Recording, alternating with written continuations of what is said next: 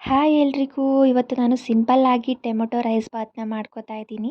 Morning ಟಿಫನ್ಗೆ ನೀವು ಒಂದು 20 ಮಿನಿಟ್ಸಲ್ಲಿ ಮಾಡ್ಕೋಬೋದು. ನಾನು ರೈಸ್ ಬಾತ್ ಮಾಡೋಕ್ಕೆ ಟೊಮೆಟೊ, ಈರುಳ್ಳಿ, ಹಸಿಮೆಣಸಿಕಾಯಿ, ಕೊತ್ತಂಬರಿ ಸೊಪ್ಪನ್ನ ತೊಗೊಂಡಿದ್ದೀನಿ. ಕುಕ್ಕರ್ಗೆ ನಾನು 3 ಟೇಬಲ್ ಸ್ಪೂನ್ ಆಯಿಲ್, 2 ಲವಂಗ, 1 ಏಲಕ್ಕಿ, 2 ಪಲಾವ್ ಎಲೆ ಹಾಕಿ ಫ್ರೈ ಮಾಡ್ಕೋತಾ ಇದ್ದೀನಿ.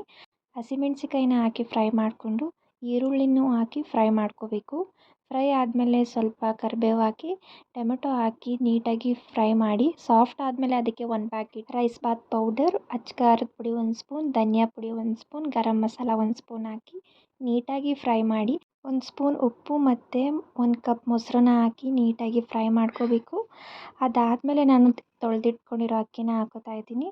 ಹಾಕ್ಕೊಂಡು ಅಳತೆಗೆ ನೀರು ಹಾಕಿ ಕೊತ್ತಂಬರಿ ಸೊಪ್ಪು ಹಾಕಿ ಕುಕ್ಕರ್ ಮುಚ್ಚಳ ಮುಚ್ಚಿ 2 ವಿಸಿಲ್ ಕೂಗಿಸಿದ್ರೆ ರೆಡಿ ಆಗುತ್ತೆ. ತುಂಬಾ ಟೇಸ್ಟಿಯಾಗಿರುತ್ತೆ. ಟ್ರೈ ಮಾಡಿ. Thank you. ವಿಡಿಯೋ ಇಷ್ಟ ಆಗಿದ್ದರೆ ಲೈಕ್ ಮಾಡಿ, ಶೇರ್ ಮಾಡಿ, ಕಮೆಂಟ್ ಮಾಡಿ. ಪ್ಲೀಸ್ ನಮ್ಮ ಚಾನಲ್ನ ಸಬ್ಸ್ಕ್ರೈಬ್ ಮಾಡಿ.